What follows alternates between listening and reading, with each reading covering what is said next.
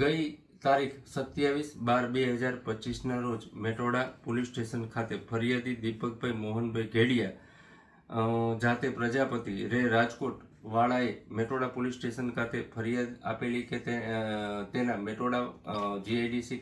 ખાતે કારખાનું આવેલું હોય, ત્યાં કોઈ અજાણ્યા માણસોએ તેની કાચની ઓફિસ તોડી ડ્રોવરમાંથી 6,16,500 તથા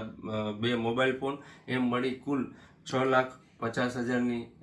ચોરી કરેલી હોય, જેથી તાત્કાલિક મેટોડા પોલીસ સ્ટેશને BNS કલમ 305A 331(4) મુજબ FIR રજીસ્ટર કરવામાં આવેલી છે અને આ આરોપીઓને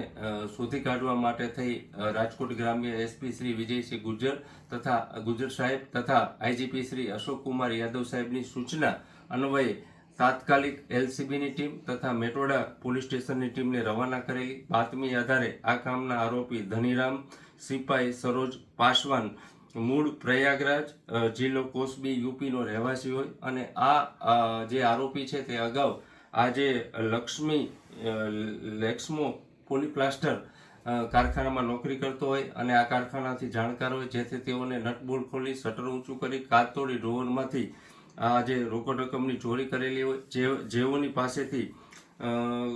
5,49,000ની રોકડ રકમ રિકવર કરેલી છે અને તેઓની પાસેથી 3 મોબાઈલ ફોન પણ રિકવર કરવામાં આવેલા છે અને આ